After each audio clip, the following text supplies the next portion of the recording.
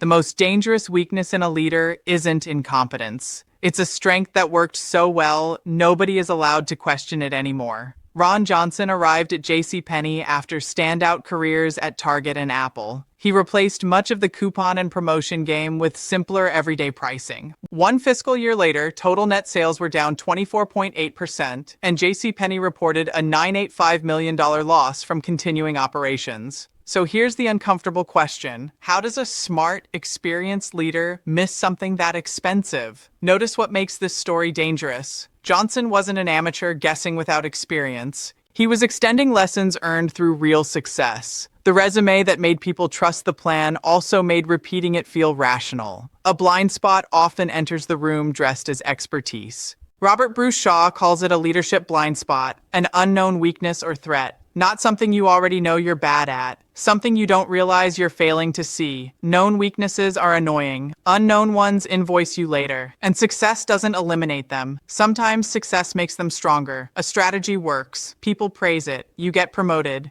Eventually, this worked before quietly becomes this must work everywhere. Your experience stops being evidence and starts becoming permission. Power can make that worse. In a series of studies published in 2006, people placed in high-power conditions were less likely to adjust for another person's point of view. They were also less accurate at reading other people's emotions. Power didn't make them stupid. It made their own perspective feel unusually complete. Now add hierarchy. In a study involving more than 3,000 employees and 223 managers, employees were more likely to speak up with useful ideas when managers seemed genuinely open and speaking felt psychologically safe. Put those two mechanisms together. The leader becomes less likely to notice another perspective, while everyone else becomes more careful about expressing it. Bad news doesn't disappear. It gets trapped between floors. When did someone last tell you something you genuinely did not want to hear? Steve Jobs is often used as the dramatic warning. Jobs later said he was fired from Apple. The historical sequence was more complicated.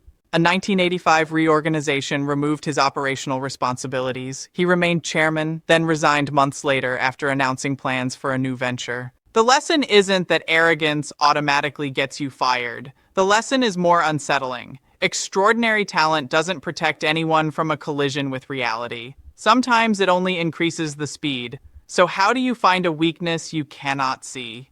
You don't stare harder into the same mirror. You build systems that show you a different angle. System 1 is the mistake autopsy.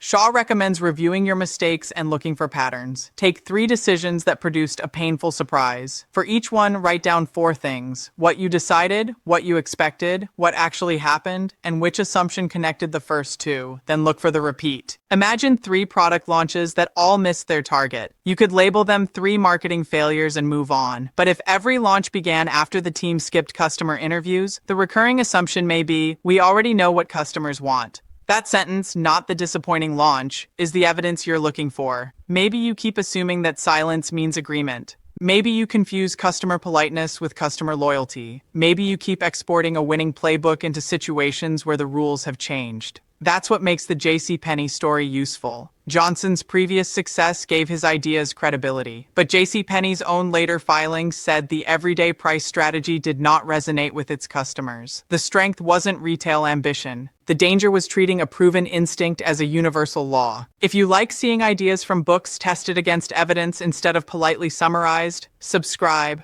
We have plenty more expensive assumptions to examine, but not every blind spot deserves the same urgency. Shaw's book uses a ship's waterline as a metaphor. A hole above the waterline is a problem. A hole below it can sink you. So ask, if this assumption is wrong, can it damage cash, customers, safety, trust, or strategy before we notice? Don't begin with the flaw that irritates you most. Begin with the one attached to the fastest or least reversible consequence. System 2 is design dissent. In 1955, Joseph Luft and Harrington Ingham introduced the Johari window. One part of the model is the blind area. Things other people can see in you that you cannot see yourself. Leaders usually respond to this problem by saying, "My door is always open." That's nice. Doors are famously good at redesigning power structures. A safer method is to assign dissent before the meeting. Name one person whose job is to challenge the preferred option. Ask 3 questions. What are we assuming? What evidence would prove us wrong? And who sees this differently but hasn't spoken yet? Then control your first reaction. If you invite criticism and immediately explain why the critic is mistaken, everyone has learned the real rule. Thank them, ask for the evidence, and delay your defense. Your response to the first objection determines whether a second objection ever arrives. Then make criticism concrete. Anonymous feedback may reduce fear, but anonymity doesn't make an opinion automatically true. Ask for examples, compare several perspectives, connect the criticism to an observable decision or behavior, and watch what doesn't happen. The quiet expert at the end of the table may have no objection, or they may have calculated that the objection costs more than silence. A room full of nodding heads may be alignment. It may also be excellent career management. Silence is data. It is not consent.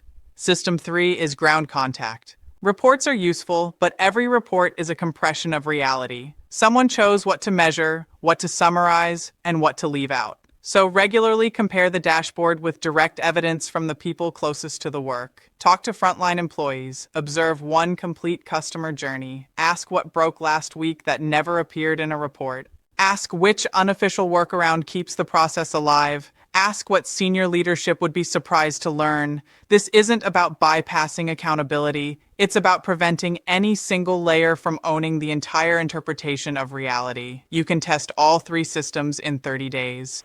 On day 1, choose one assumption below the waterline. In week 1, perform a mistake autopsy. In week 2, appoint a challenger and actively search for disconfirming evidence. In week 3, collect direct evidence from the front line. In week 4, document what changed and what still needs testing. The goal isn't perfect self-awareness. That's impossible. The goal is to install a tripwire before certainty becomes everyone else's silence. Before you leave, write down one assumption your team may be afraid to challenge. Better still, ask them. If you share it in the comments, name the assumption, not the person. Spoiler alert, if nobody ever disagrees with you, you may not be a genius. You may simply be the boss. Great leaders aren't people with no blind spots. They're the people who make it safe for reality to interrupt them.